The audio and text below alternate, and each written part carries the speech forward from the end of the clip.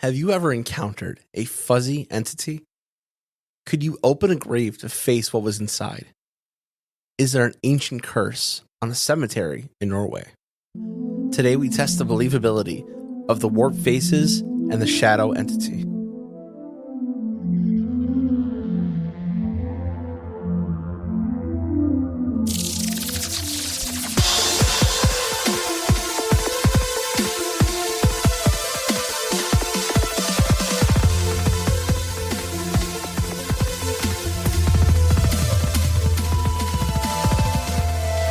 Welcome to Believing the Bizarre, Where we dive into the unknown and the unusual. and tell you whether or not we find it believable. Nothing like that music to get you pumped on a Tuesday. Let's go! It felt like it was a little fuller. I don't know why.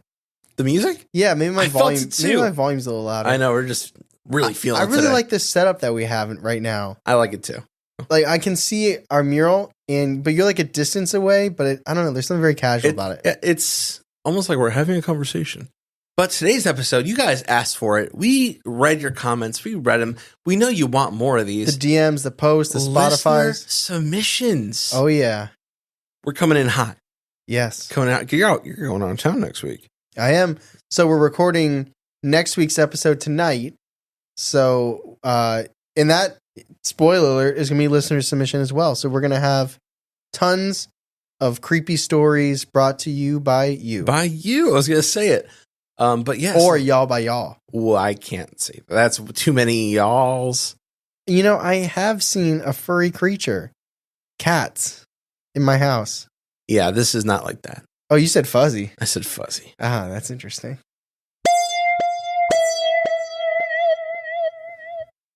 So I've got two stories for us today. This first story comes from Chris. I remember Chris very well. When I was twitching, Chris was almost always there. Like 2 years ago when you were playing games in the summer? That's correct. That's correct. I don't like to think of it like that, but yes. Alan Wake, Last of Us. Last of Us, One time of Resident Evil. one time. Too couple spooky. times of, was it Days Gone By? I can't remember the motorcycle You game. played a little Rocket League. Is that what it's called? I love Rocket League. But Chris was always there. And now we're there for him. And now we are there for him. He sent us a really interesting story. It takes place in Brooklyn, New York. Brooklyn, New York. The pizza is. Is that where the Joker stairs are, or is that the Bronx? I think that's the Bronx. Yeah. There's many interesting things about Brooklyn. They But probably have some stairs, too. what if they don't? It's just all Just flat. elevators. Flatten elevators. I know they have brownstones, which are beautiful, which I don't think Chris lives in. But if he does, good for him. So this experience happened in the 1998, 1999, question mark, somewhere around there.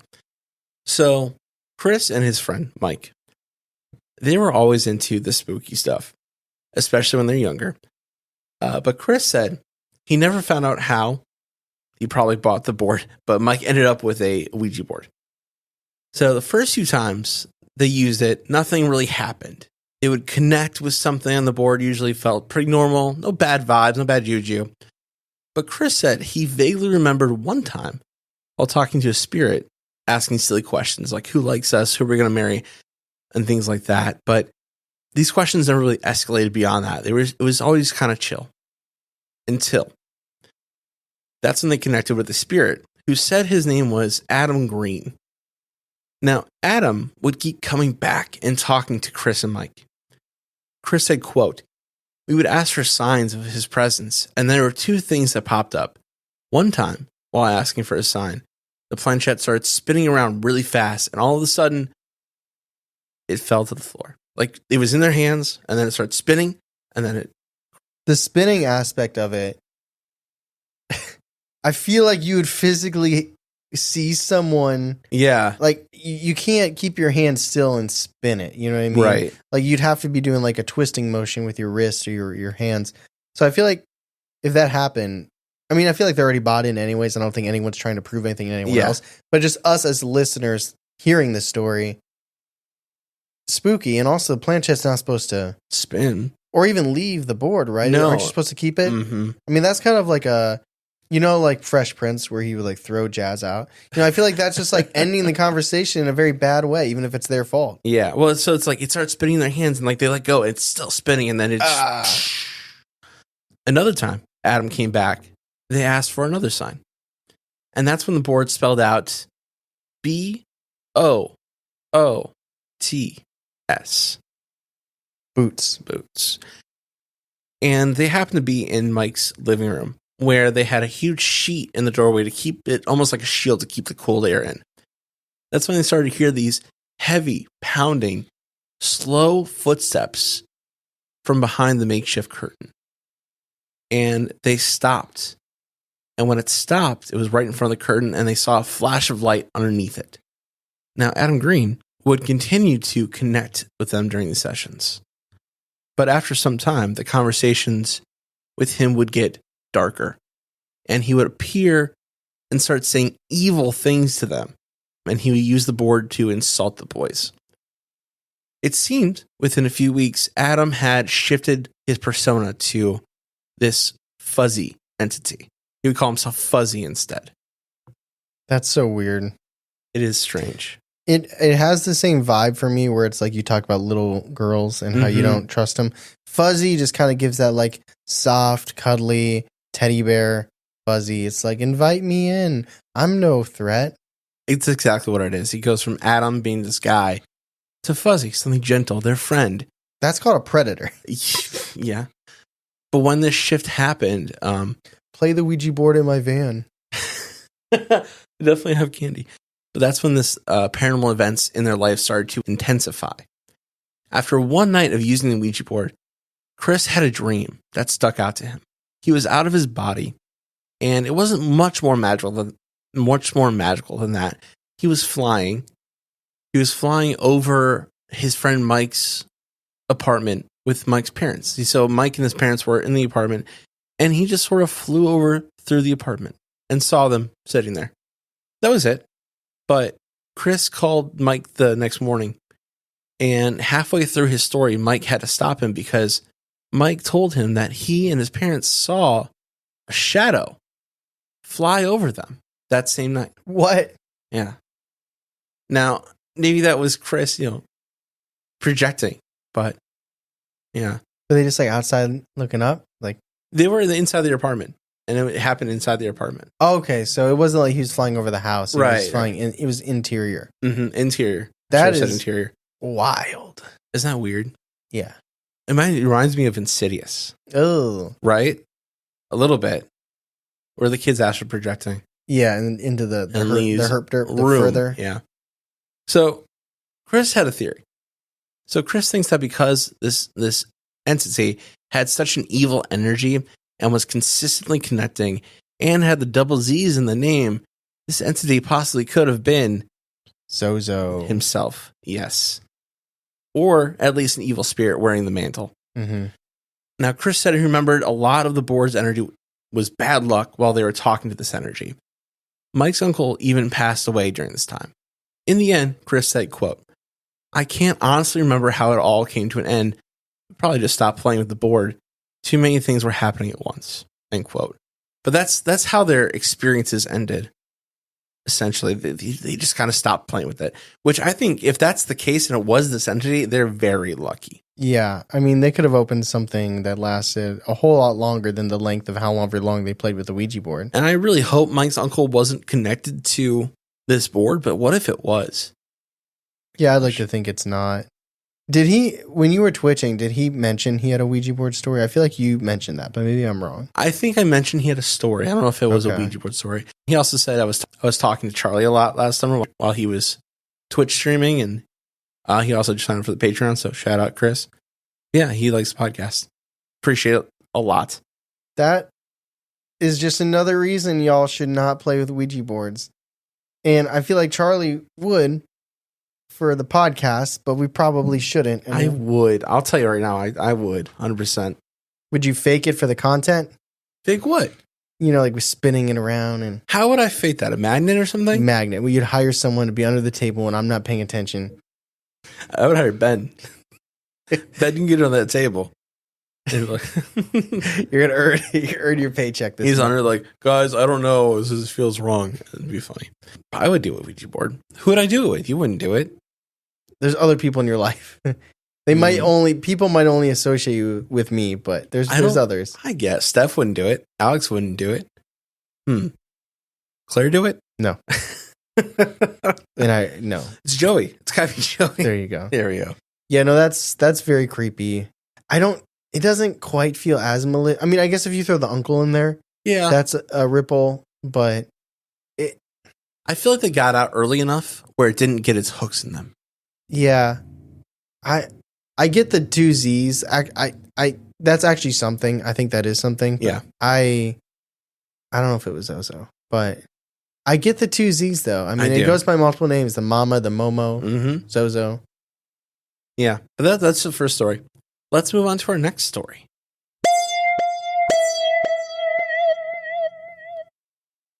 Okay. So this story is a little bit longer. Got a little bit more meat to it. It also lasts a lifetime. A lifetime. So far, our person is Robin, and they are from a small town. He said home, small town in Norway.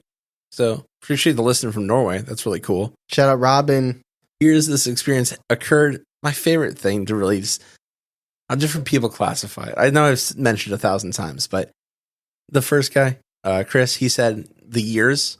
Oh, like what does the time aspect of our form mean? Is it the year it happened? Is it however long it happened to you? Yeah. So Robin said It's 15 ambiguous. plus years. So It's ambiguous. Wait, is that their full lifetime? Are they 15? no, they're a little bit older than that, but Okay. nothing in the beginning. So They had a couple good baby years. yeah, exactly. Those toddler years that was the time, baby. So he apologized for his bad grammar, which it was not that bad because he speaks Norwegian. Yes. I'm not saying shit. Actually, I found out Sweden is not Scandinavian Yeah, found you saw that that on Spotify? many times. Yeah, but You were corrected very kindly. I was, thankfully. We There was live, no- we learn. We know things now. So this is like a little introduction story of what happened to Robin. He said, quote, "So I've been thinking about how I'm going to tell this story. I struggle to even talk about it in person." He said, "So I'll start where I think it all began. When I was around 6 years old, I was at a sleepover at a friend's house. And just a note here, that the father was not the best guy. He was a drug dealer, and he said he was just crazy. Long story short, while I was over there, I was given a beer, which I did drink at 6. 6 years old. I tasted one when I was 7. I spat it out and I ran inside for a Pepsi. I mean, fair. Still fair. Some beers. That's still how I feel about a lot of beers. Sam Adams, I would spit that out and ask for a Pepsi. So he said, I did remember falling asleep pretty quickly once they did go to bed. But in the middle of the night, around 2 a.m., 3 a.m., his father woke us up because he wanted to take us to a cemetery in the middle of the woods. Growing up, me and my friend, I'll refer to him as Jason, we always loved ghost stories and the paranormal. So we were both super excited to go see this creepy graveyard in the middle of the night. We threw our clothes on and drove to the cemetery, which was about 5 minutes away from the house. I'm glad he said minutes and not miles or kilometers because I wouldn't be able to figure it out. Yeah, in Ohio, we speak in minutes. That's true. We say how far away something isn't like, oh, it's 15 miles. We say, oh, it's about 20 minutes. Yep. Because I refer to the distance from my house to your house is about 30 minutes. 30, yep. It just like, well, I feel like we're doing the math for you. Because when I tell you how many miles away something is, I assume you then have to do, you now translate that into how long it'll be. So why even give you that step? It's so funny. We both said 20 minutes at the same time there. Yeah, because it's probably because we know. Anyway, I'm glad he did that for us too. As we walked into the forest for about 2 minutes, we see the steel fence with grooves spread around the inside. And that's all that was there. Now, keep in mind, the cemetery has been around for a long time. I don't know exactly how long, though. Some of the gravestones are just holes in the ground with a stone slab on top. He said it really had an eerie vibe in the middle of the night, so Jason's father thought it'd be a great idea to open one of the graves just by sliding the stone slab off. So that's what we did. We lit the inside up with the flashlights we brought with us. And inside, we saw a human skeleton. And I shit you not, like straight out of a horror movie, we started to hear really loud footsteps and a human voice crying and shrieking. So, of course, We ran back to the car and we drove back to Jason's house without a word. I remember just leaving and walking home as Jason lived only 2 houses away from me. Now, I'm not trying to take away anything from that story. Sure. But isn't there like a tiny part of you that thinks there's someone else out there that has a story that's like, yeah, I was just messing around in a graveyard and I saw these guys creeping up and I thought it'd be funny as soon as they open up the grave to just start running around and shouting. You know what I mean? Like I'm not saying that is what happened. It's just the idea of like that there could be someone with that story. I could see that if I don't know what's going to happen later in the story. Yeah, I'm saying that blind. I'm just, you know what I mean? It's just like there's going to be a couple instances later where you're like, oh, that's relating back to this. I think Robin's right. This is where it all started for him. See, for me, this is going to be the same person that just keeps pranking him his whole life. Whatever happens the rest of this episode, it's some random guy with a beard that I'm imagining pranking him. I think you're going to need to hang on to that because this story gets pretty creepy. Okay. So this is the next stage. He called it the strange faces. He said, so I don't remember much about what happened directly after we went to the cemetery, so I don't know exactly when this section started, but a short time after going to the cemetery, I started to notice strange, up, scary faces staring at me from around the corner of my door every night when I was laying in my bed. It's the prankster. Committed. We'll see. Wearing a mask. So he even said when he was just writing this down, it still gave him goosebumps. But the worst part wasn't the staring either. It was the fact that Robin would see only the faces in his peripheral vision, barely peeking their faces past the door. So I'd only see their face and nothing else. And when he looked, it was gone? Yes. But every time I turned my head directly to face them straight on, they're gone. Where have we talked about this? I know I've talked about it with my friend Ethan, and I feel like we've talked about it elsewhere. We've talked about specifically stargazing. Yes, because the stars look brighter when you're not looking at them directly. Yes. But we've talked about it elsewhere where it's like your peripheral vision is like, it's like a lens into... Mike Rick's second interview. The one that just came out. Yeah. Okay, cool. So if you guys listened on Friday, you'll know what I'm referring to. But yeah, it's like in your peripheral vision, it's just like different. Yeah. You know, it's like, it's, well, can you speak to it a little bit more than I can? Yeah, I can try my best. But it's essentially, it almost acts like not a focus, less than a focus. It's almost like that.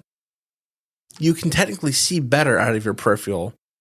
It lets you almost open up to that potential other dimension shift, right? There's just something a little bit more about it. Like I don't know if it's like what you're looking at is diluted. Like when I'm looking at you, my brain is diluting it. It's processing it where it's like your peripheral maybe is just a little bit more open. It's a little more unhinged. Yeah. Okay. Which I could see why maybe you would think that it's less believable what you see in your peripheral. Mm-hmm. But that would be, I would be terrified and feel so exposed and vulnerable if I was seeing faces in my peripheral. Oh, it'd be terrible. Okay. So scientifically, right? Scientifically, humans are predators. That's why their eyes are in the front. They focus on things in the front. But there are things that hunt humans as well. And that, I think, is why we have that bigger periphery. Like where hammerhead sharks.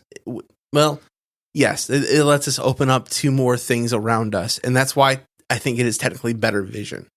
Does that make sense? I mean, for our own safety, and if you want to know something was going to ambush you, unless you're the hunter dude from Jurassic Park.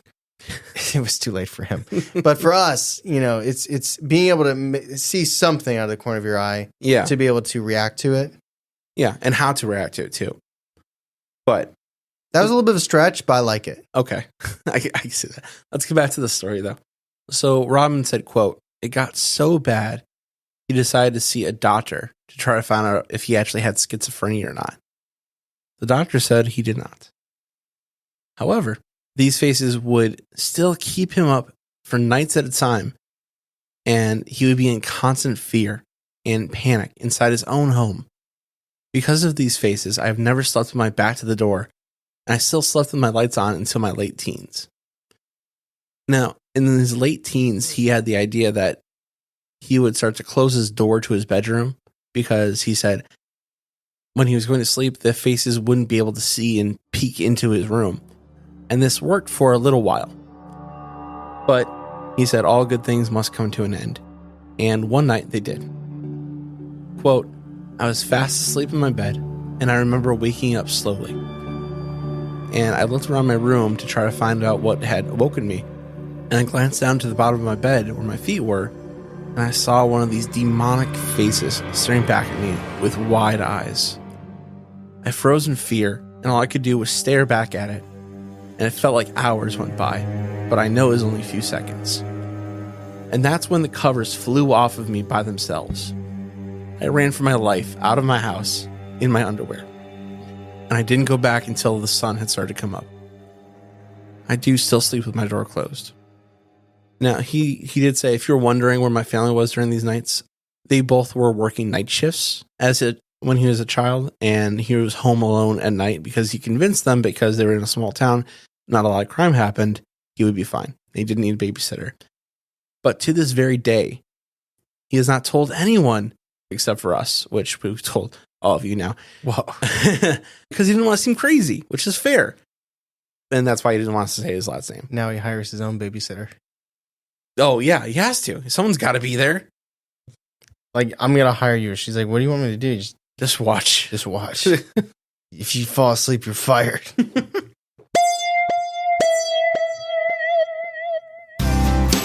I don't know if you guys have noticed, but we are doing interviews now. Not only does that mean more content for you guys, but that means extra hours cleaning and preparing our studio. But it's all good. We know our studio will always smell like walking into a beautiful utopian oasis thanks to ScentAir. Let me tell you a secret. It's simple having your space smell like a paradise because getting professional quality home fragrance delivered right to your door is easy with ScentAir. In fact, ScentAir subscribers can get their favorite fragrances delivered automatically every month, so you never run out of cartridges. Plus, subscribers get free shipping and save 20% off their monthly subscriptions. What? Once your fragrances arrive, the installation is super simple and you can control all aspects of your ScentAir directly from your smartphone. And if you're someone that wants to keep our planet as much as an oasis as possible, you can proudly rock with ScentAir. All of ScentAir's more than 60 fragrances are phthalate-free, cruelty-free, safe for families, and EcoVadis certified sustainable. I actually use ScentAir in my own home too, and the pet calming scent is so nice. It works on my crazy dogs and brings them down a few notches, and even myself too. So Bizarros, are you ready to subscribe? ScentAir is giving our amazing listeners an extra 25% off new subscriptions this month. So you'll get 20% off just for subscribing, plus an extra 25% off the lifetime of your subscription when you use code BIZARRE at checkout. Again, use code BIZARRE for an extra 25% off when you check out with ScentAir.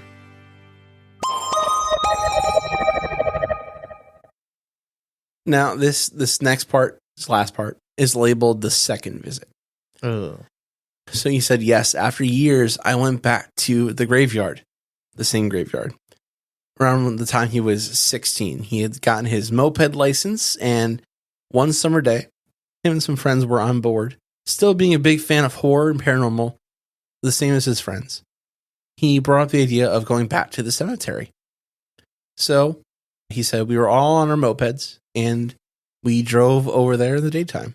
Imagining it like a cool squad. slow-mo scene, just like, and they're just like looking chill. And they're on their mopeds. That's so European. Somebody's got like a speaker playing on their phone, some music so that you guys. Do mopeds have? I don't know. I don't know, actually. They only have one station. It's almost like that scene in Karate Kid where they're all driving dirt bikes, but that's a little bit different. But it's mopeds. Yeah, but it's mopeds. He said, as we arrived, I saw the grave that we so foolishly disturbed when I was there last. So no one's replaced this slab in 10 years. What? He was 6 when it happened. What? That's what he said. It's still open? That's what he said. Like, I've heard of open funerals, but that might be the most unbelievable thing of this entire story. I agree. I feel like someone would have put it back. Maybe it was open again. It's like the people that cut the grass or the lawn. They just pick it up, they put it back on, cut the grass, and then they take it back out. They must want it how open. they want it. It's fine. Yeah, that's what he said. Anyway. But this time, he did not look inside of the grave. to see if the skeleton was still there. I assume if it's not, I assume it's not there anymore, if it's been open this whole time. And he said nothing really happened on this visit this time, though they were chased out of the graveyard by a very angry landowner that had seen them arrive. Apparently it is private property, and the cemetery is owned by a family. Oh, well, that's why it wasn't put back on. Why?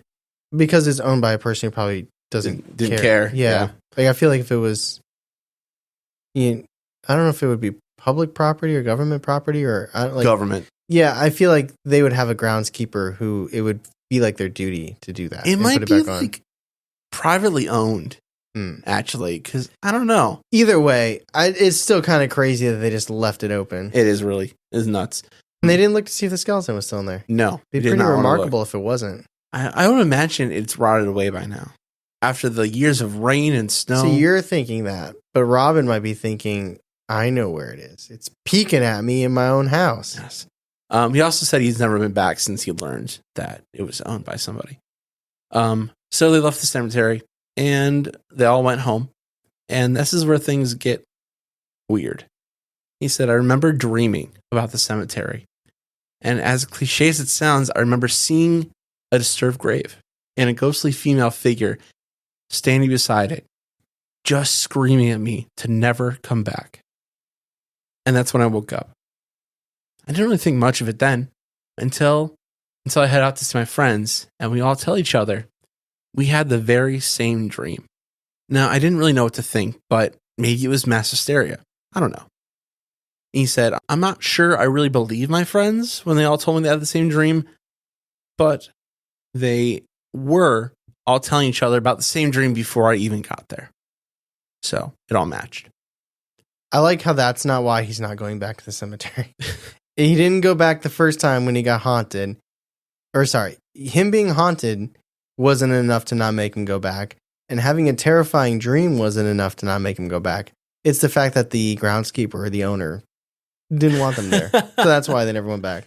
Well, I'm sure the ghosts didn't help. I can't believe that he wanted to go back anyway. Yeah, I don't either. Because, well, if there was no sense of closure. Like, if he was going for the sake of closure or trying to remedy what was happening, then it's like, okay, I don't know if that's how it works, but you see that arc, you see that intention. I'm shocked that he went back there just for fun. Well, I feel like there was probably some sense of closure there that he was going to do that, but I feel like they were chased out before they had a chance. Me being the person that watches all these horror movies and you get the tropes and stuff like that, it's like you disturbed the grave and you will be haunted until you undisturb the grave. You put it back. Yeah. Return the slab. Yeah. If I opened up a slab and I was being haunted. Yeah. And I'm not saying I might ever go back. I might be too afraid to go back and then I'm just screwed. But if I do find myself back in that cemetery, horror movie logic says that you are going to be haunted until you put the slab back. Yeah. Or maybe he didn't have enough time. You put the number one hat back from SpongeBob. He was number one. Yes. Schmitty Werben Yegerman Jensen. Dude, I was going to ask if you fucking knew the name. I thought you might have. That's crazy. It's nuts. All right. A haunted shopping list. I'm not a shopping list. I'm a ghost. I had that on the Video Now thing. You know, it's like the handheld. It looked like a Game Boy. Oh, yeah. Fatter. Yeah, it was called Video Now, and you got 2 episodes. It was fucking black and white. Oh, my God. I was watching that in black and white, but I felt like I was so cool because I was watching it on a handheld device. Yeah, you can pull that up on YouTube right now. I don't think it's called Video Now. That's the only less dumb. It's the only thing that it's less dumb than was Totally Hits. Do you remember what I'm talking about? Oh, was it like the 90s? Like the 2 seconds of a song? Yeah, it was a little circle, looked like a Tamagotchi thing. And you could get little keychains and you like plugged in, like you were inserting an SD card. Yeah. And like you had like, you know, Backstreet Boys, NSYNC, Britney Spears or something. And it'd be like 20 seconds of just like the chorus. Yeah. Like the chorus of their hit song. And it only had one ear. It had one earphone. It's like, ooh, I got to hear that chorus. I would very much like to hear the chorus right now. All right. Like Totally Clips, Totally Hits. I did not like those, yeah. So after that, after the dream, he said, I'd like to tell you now about the stuff that's still happening to this very day. Let me take you to the present. I am 21 years old, and I still live 5 minutes away from that graveyard. But not much has really changed. Like I said before, I'm still seeing the faces peeking at me from time to time. But now it's through my living room window, corners of buildings, doorways. There's also some new stuff going on, like sounds, disembodied footsteps, voices, knocking, etc. But first, he needs to tell us about the scariest thing he's ever seen. And it still has been the scariest thing. He still sees it a few times a month. And that is the warped faces. I don't know what to call it, so I'm just going to go with the name that comes to mind here, which is the warped faces. He said the best way I can make you envision these faces is to ask you think of a face. The faces from Truth or Dare, the horror movie from 2018. Have you seen it? Yes. Those faces. Except without the big eyes. But they're a little bit more sinister looking. He said, I have no idea what causes this. And I have never seen or heard of a spirit that can do this. Whenever I'm around a person, people at work, I'll sometimes catch their face at the corner of my eyes. And this inhuman smile and teeth and everything would appear on their head. And it's always looking at me, right at me, while they're smiling. And this has caused so many panic attacks at work. And I don't scare easily. But the worst part is, when I look back at them, straight on, there's no sign of a smile at all. And I have a theory that I want to talk about in the discussion about that. Mm-hmm. That's very, very, very creepy. Yeah, it is. There's a movie called, I think it's Room 6. It's like it ends up being about like a woman in guilt with her father. Okay. And I think she like pulled the plug on him because he was in the hospital. Oh, damn. But like she gets in a car accident and her boyfriend, fiance, husband gets taken to this hospital and she's afraid of hospitals. You know, that's where her father. Mm-hmm. But like this whole journey that leads her to try to find the hospital where her significant other was taken. She sees like these monsters and it'll be like she's looking around and somebody's face will be warped and look like a monster. And then she'll like double take and they're normal. It's very creepy. It's very scary. Yeah. Not a great movie, but you know, that's what it made me think of.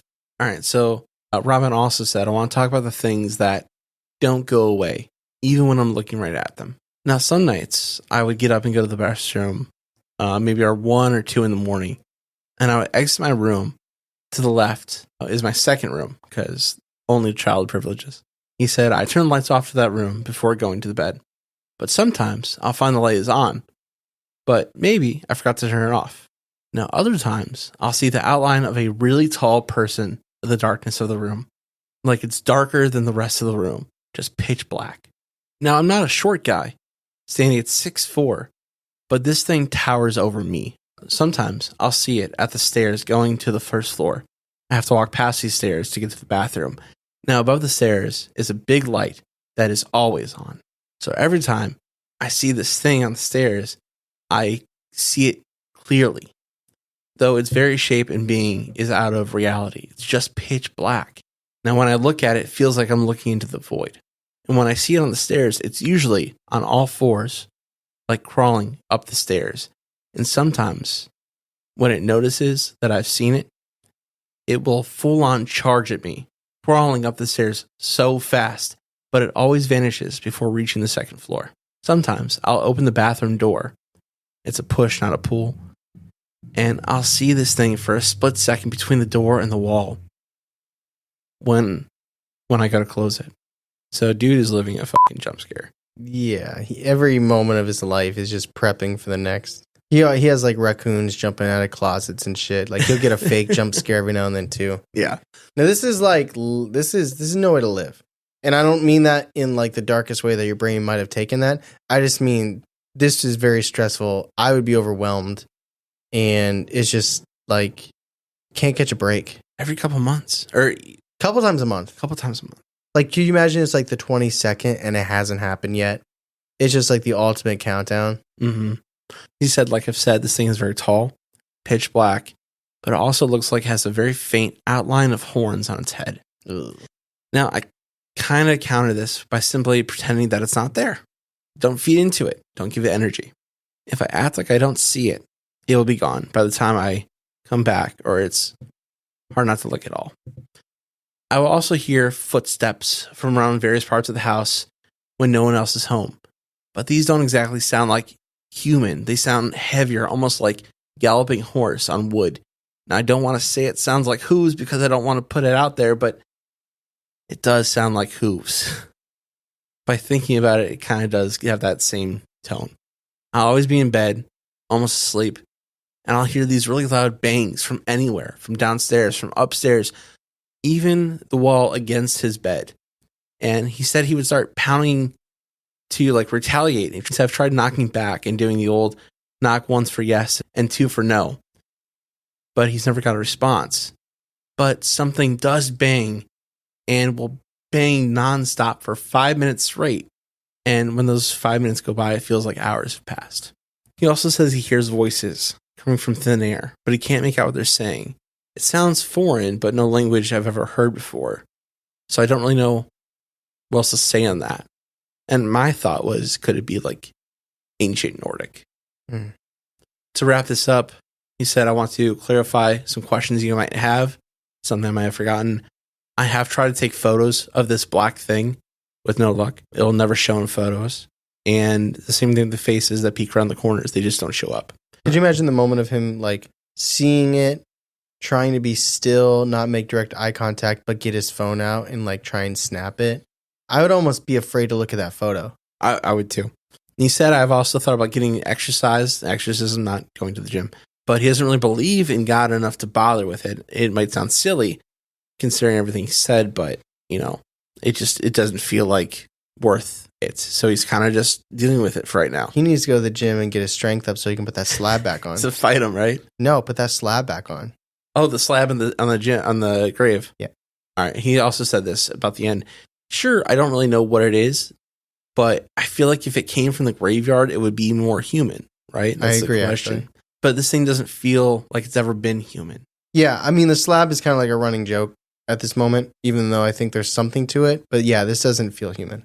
He also posits that maybe it was a human entity that's like transformed over the years, but I don't know if they do that. Yeah, I don't personally buy into that. He said, if you don't believe these stories and you want to rate them unbelievable, I would totally understand. I probably would too if someone told me this, but you know, I'm living it, so I have to believe it. And he said, ha ha ha ha ha ha. He let us know the ha-has, that's all right. Like, he's all right. He did. He's got lots of more, but those are the stories that he gave us for this encounter. Honestly, that's if it's still going on, that's terrifying. I hope it's not anymore. But let's get to the discussion and talk about this. So this is where I like to stop the show and thank everyone who's joined Patreon. We just wanted to thank Paula and our boy Dave. What's up, Dave? Thank you both Paula? For joining the Patreon. There's a lot of fun stuff going on out there. Tyler, what's one thing you want to point out? Popping in the Patreon. Wow. Listen, y'all, I don't know what tier they're in, but this is speaking to anyone who is in the not tier, which is our 4th tier, and somebody just got it on Spotify that the not tier is rhyming with the not deer. Yes. It's a pun. It's a play. We're halfway through year 2024, believe it or not. Somehow, some way. Don't believe that. We are halfway. As of the recording this, almost it's perfectly halfway, which means we are 6 months away from our 2025 pin, but also that means that we're halfway done with our 2024 not deer, not tier pin. Pretty interesting. Which means you have 6 months to join this tier, our $25 not tier, to get that pin. And it's not just that pin. If you join and you're in for a couple months, you get that pin, you get a hoodie exclusive, and you get an exclusive t-shirt and all of our content. There's a lot back But there's a time limit. I mean, 6 months, it sounds like you have plenty of time, but also think back to January 1st. Like, it's been fast. Mm-hmm. So for everyone who's in that tier, you got one, or it's coming, and you got 6 more months to get it, because once the clock strikes midnight on January 1st, 2025, it is discontinued. Wow. Something I want to showcase about the Patreon is that every month, Tyler and I, we hop on Google and we try to connect with the community that we've fostered over this year, past years, and we try to really talk in a real kind of way, like answer questions. We're not like robots or anything. We're not just AI. We're living our lives. Is that what you mean? I think so. Yeah. And it's just really nice to meet the people that are with us. And if you want to do that, head on over to Patreon and sign up. But anyway, let's get back to the episode. All right, so we've got 2 stories that we talked about today. Chris's story from Brooklyn with that entity. And, the story from Robin from Norway, which I don't know where Norway, but small town.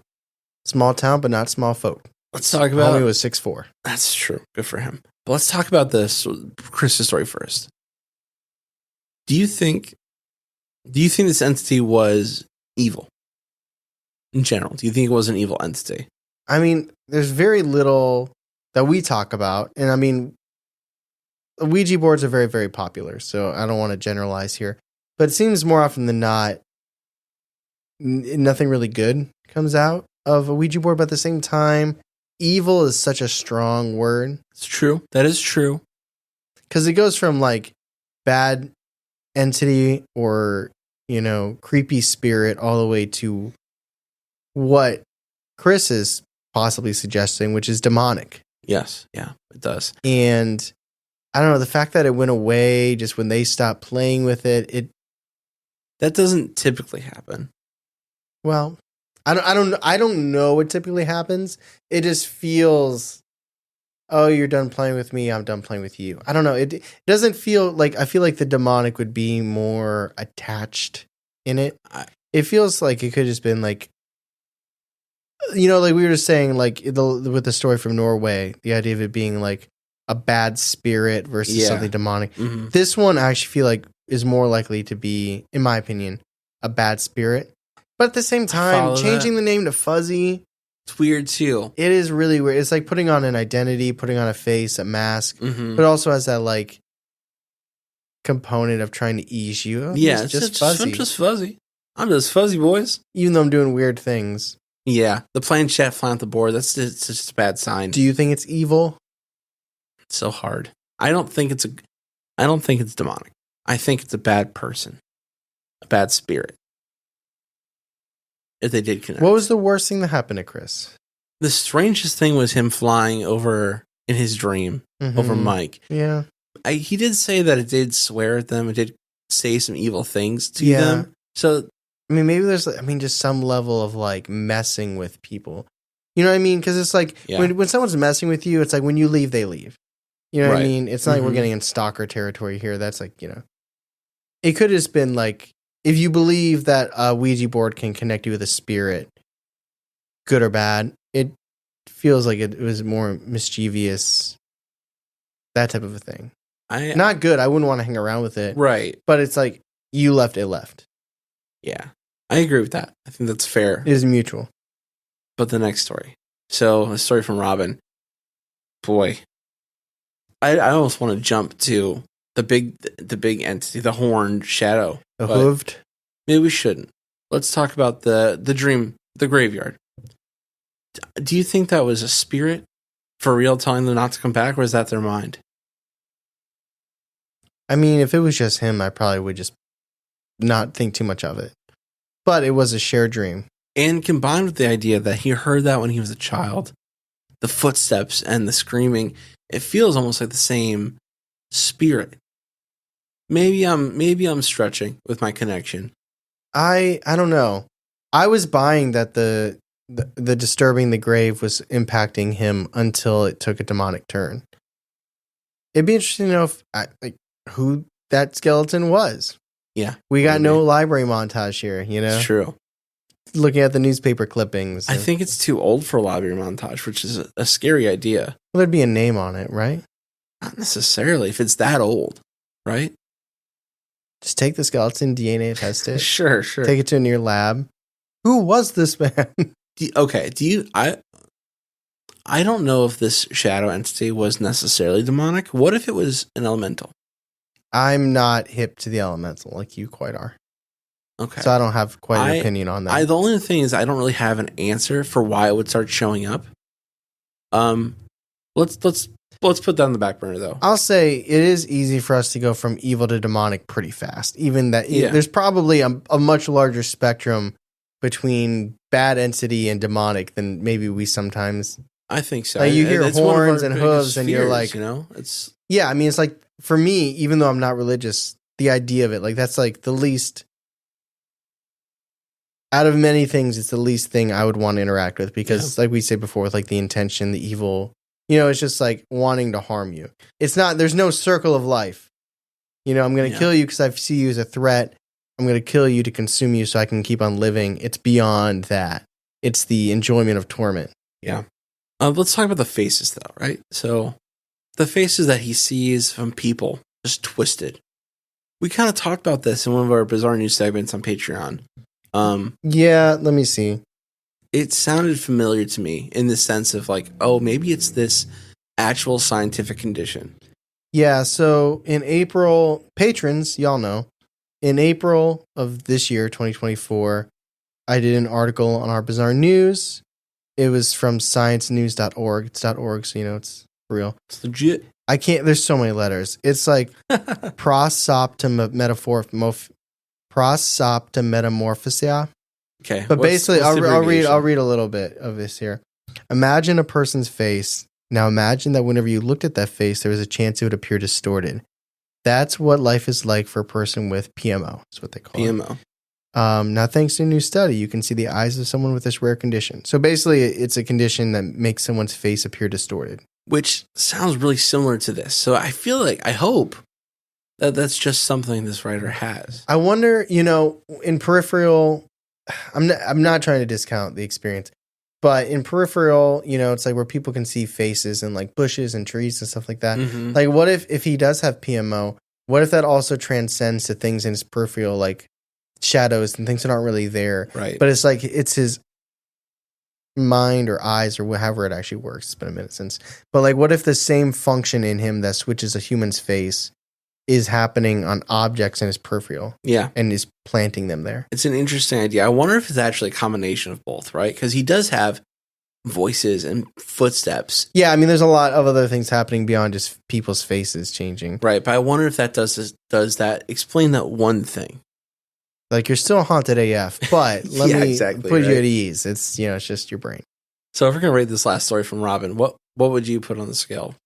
Are we going, is believable that it's a demon or believable that he's being haunted? Like, what is I think we're just going with the idea that what he's is the being scale, Charlie? haunted. The scale that we have on our show is we rate our stories from believable, viable, skeptical, unbelievable. All right, so what was believable for you? Believable to me is that he's just being haunted by something. You know, I think there's enough proof here. Yeah, I go believable to verify that. Yeah. Now, what it is, to what degree, you know, I like that you brought in the PMO though, because I think interesting and potentially could explain one aspect of it, but this is a compound haunting. Exactly. There's multiple things happening. And just because humans, we like data points, we like to be able to call back to certain things. I mean, even if it's not the same reason he's seeing things now, but the disturbing of the grave followed immediately by the voices and the stomping. Like, as much as that could be someone pranking him, it seems like there's some pretty bad juju. I agree with that. But yeah, so we both go believable.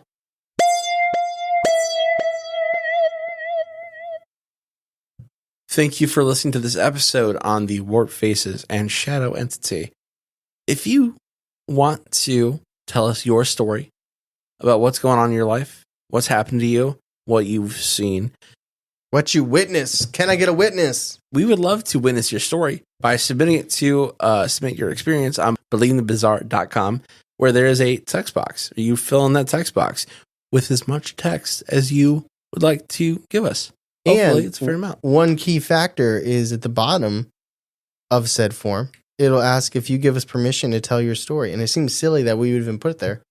But we've gotten to know. We have gotten to know. Despite someone filling out their whole story. Maybe it was an accident. No, I think they just didn't want us to do it. That'd be really funny. They just wanted us to know it. I think that's what it was. That's okay. That's fine. Okay. And if you're enjoying the podcast and you want to let us know, or anyone else know, you can go to Apple and leave a 5-star review and your thoughts on the podcast. And if you're listening on Spotify, you can comment on every single episode. That means you could comment to us and we would get not notifications, but we would see it. You could comment 200 and 18 times. Wow. I've got a couple comments from our last episode. Yeah, what are they saying? From Wolfco, they said, cryptids, awesome. Cursed games, you picked the awesome. one not happy one? Yes. Listener submissions, awesome. Conspiracy theories, awesome. There's too many BTB alien abductions. Thumbs down. Okay, but now you got to do the other one that counters that. The one where they said yes, out loud. He also said, remember that one Travis Scott conspiracy episode? That was awesome.